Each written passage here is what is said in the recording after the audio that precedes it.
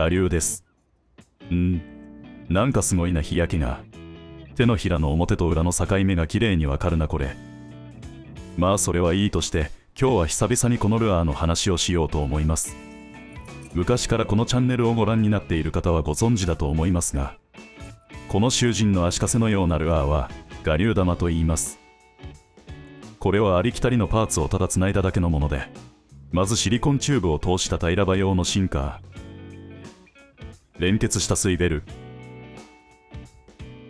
スプリットリングとフック、そして様々な形のブレード、これら6個のパーツをつなぎ合わせただけの単純な構造のルアーです。このヘッドとフックを結ぶ連結スイベルがブレードの振動に反応してくねくねとジョイントミノーのような動きをするのが最大の特徴で、私にはこの動きが小魚が逃げ惑う姿のように見え、勝手に興奮したのを今でも覚えています。そして初めて使った兆候で我流玉1個で竿頭を取ってしまった動画を紹介した直後から視聴者の皆さんが同じものを作ってくださり、しかもそれで魚を釣った報告が続々と入ってきました。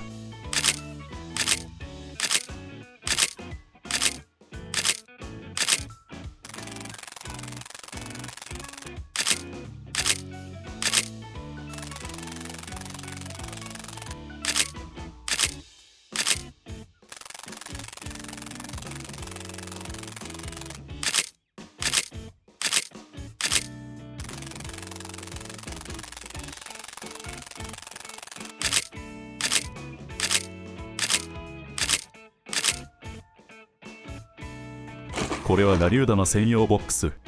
最近のこだわりや4年間で気づいたことをちょっと紹介しますと、フックは相変わらずカルティバのスティンガーダブル、狙う魚に合わせて様々なサイズを使っています。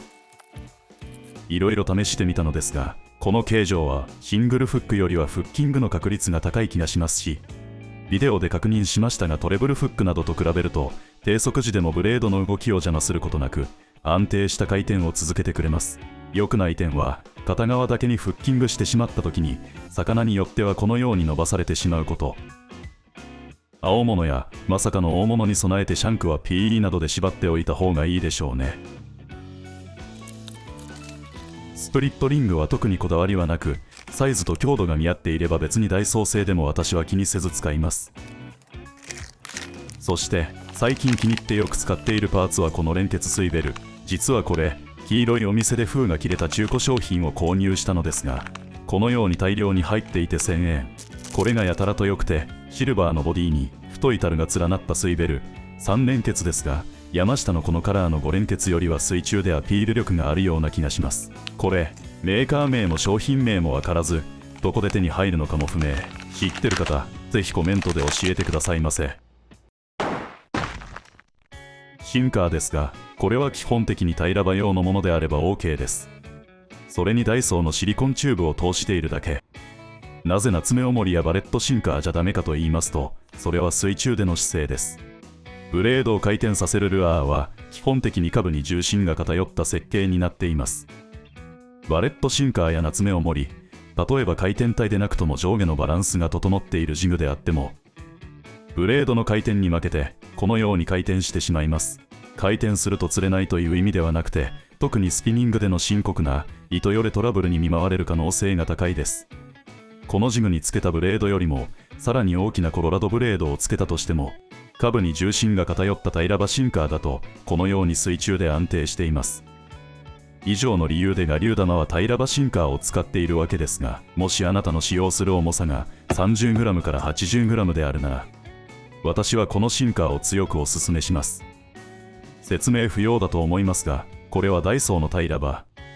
30g、40g、60g、80g とラインナップされていて、すべて300円です。糸を通すチューブは硬質なプラスチックなので、これをシリコン製と交換します。使うチューブはダイソー釣り具売り場で売っているシリコンチューブです。まずは元のチューブをチューブと同じような口径のハンドドリルやドライバーなどで押し抜きます。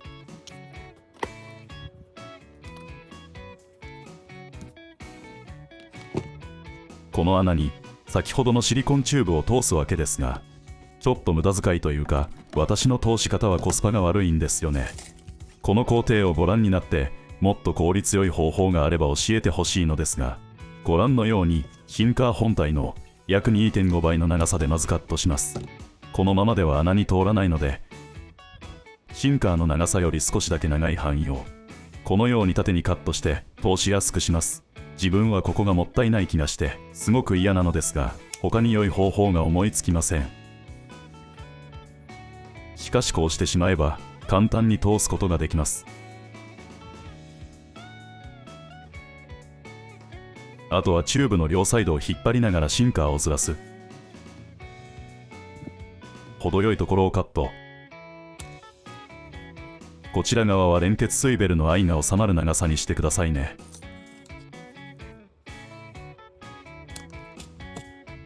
これで完成です。そもそもなぜ半固定にした方が良いかというと、ゴール時でもシンカーに引っ張られてブレードがアピールしてくれるからで、完全誘導式だとフォール時はシンカーとブレードが遠ざかり回転するほどの力が伝わらないからです。我流玉に使用されている連結水ベルはくねくね動きますが、本体の可動域は狭く、フックがリーダー側まで動いて悪さをしないはずなのですが、それでもキャストをすると時々このようにえびることがあります。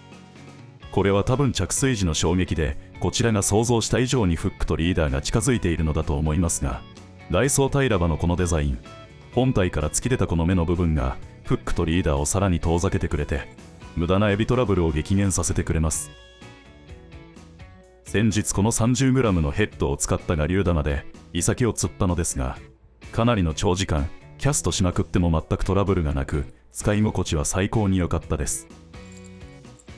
ご存知のようにイサキはブレードが大好きで、小さめのツインフックに針がかりした時の針1本あたりにかかる重量を半減させることができ、しかも半固定誘導式なので、魚が暴れたり首振りする際、抵抗となるシンカーはジェットソンされる。キャストでもトラブルが少なく、独特のブレードアピールでイサキ釣りで最もケアすべき口切れを抑えてくれる。このダイソーの 30g のタイラバシンカーのおかげで我流玉の新たな適制御を見つけてしまいました。もちろんその他のウェイトも狙う距離や水深によって使い分ければ良いと思います。シンカーの役目は基本的にタイラバと同じで、狙ったレンジに仕掛けを送り込むためのものですので、例えば 100m の水深を攻める場合、60m の水深を攻める場合、全体的なシルエットは若干頭でっかちにはなるものの、アピールして食わせる部分のボリュームは同じで、その水深に届きさえすれば深いレンジであっても魚は違和感なく食ってきます。さて、これはキンマンラッパーの新作首掛けアクセサリーではなく、我流玉の仕掛け、さまざまな種類の連結水ベルとブレードを組み合わせたものです。このように我流玉はシンプルにパーツを組み合わせるだけで完成するため、手軽に使用できる反面、カスタマイズする余地も大きいのが特徴です。そのため、状況や狙う魚種に応じてパーツの組み合わせを変更することで、より効果的な超過を得ることが可能です。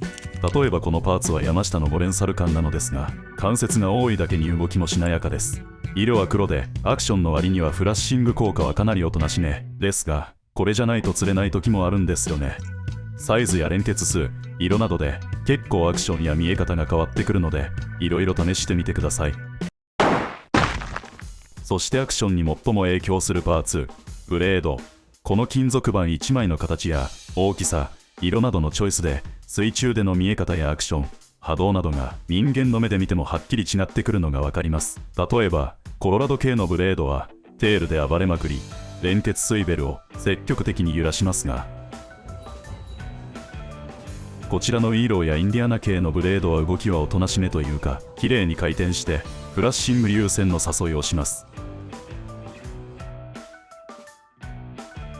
同じスピードで引いてもこんなにアクションは違うんです。私の肌感覚では、この魚にはこのブレードという法則はこれと言ってなく、根魚にはなんとなくコロラドがいいよね、マダイにはなんとなくゴレンスイベルで小さめのウイローリーフがいいよね程度。